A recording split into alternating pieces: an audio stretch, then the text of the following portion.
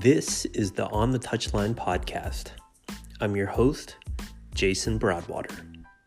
Thanks for listening.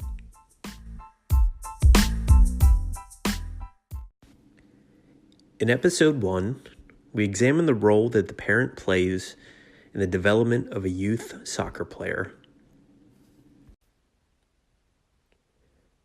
Why your team's parents matter. Relationships.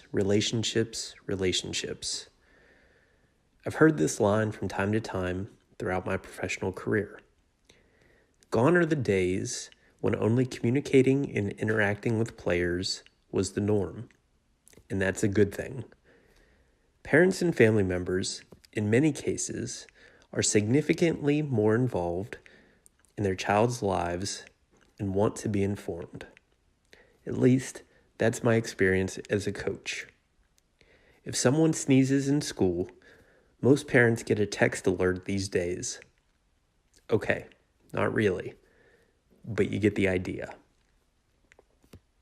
I remember several coaches I had in my playing days who would avoid parents at all costs. In some cases, they would even duck out of the changing room to avoid the parents outside waiting. Avoiding parents because you might get asked a tough question, you might get asked what happened during the match, you might get asked about your own coaching ability, you might get asked why your team won or lost. In reality, your team's parents can be your biggest ally. Soccer is a foreign sport to many parents here in the United States.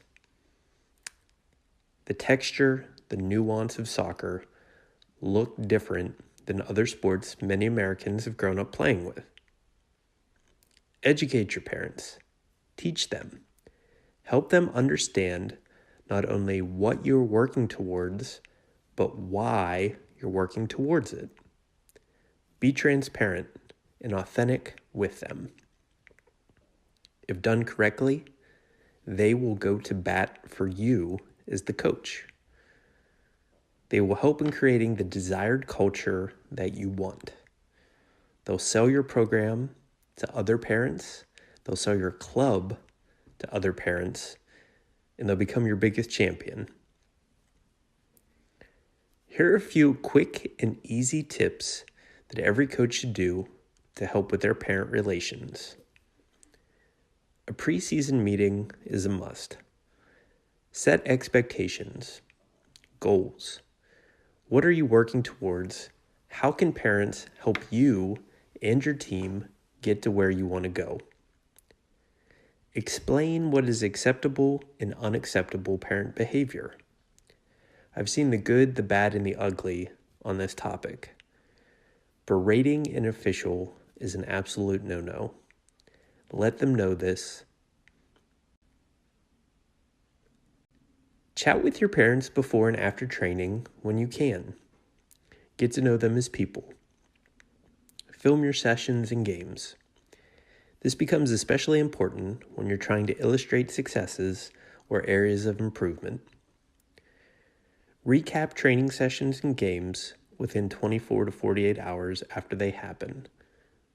Be specific in your feedback. Stay away from generalities. Listen. Allow them to ask questions. 2 ears, 1 mouth. Especially if soccer is new for them as a parent and as a family. Team building with the parents. Do team building with our players. Why not with the parents? Treat them well, they'll go to bat for you. As the great Tom Byer once said, soccer starts at home. So why are any of these things important? We work to build the trust of our players. Why not build the trust of our parents too?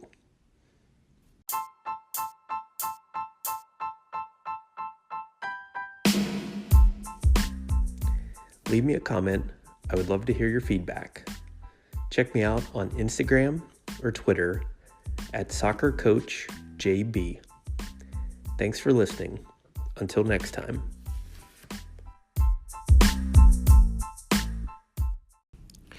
Have you ever thought about starting your own podcast? When I was trying to get this podcast off the ground, I had a lot of questions. How do I record an episode? Where do I find background music? How do I get my show on Apple Podcasts, Spotify, and all other places people like to listen? Where do I even find advertisers? The answer to every one of those questions is really simple. Anchor. Anchor is a one-stop shop for recording, hosting, distributing, and monetizing your podcast. And best of all, it's 100% free and 100% ridiculously easy to use. I've been using Anchor for a little while now, and I absolutely love it. Highly recommend. So, if you've always wanted to start a podcast, go to anchor.fm/start to join me in the diverse community of podcasters already using Anchor. That's anchor.fm/start. I can't wait to hear your first podcast.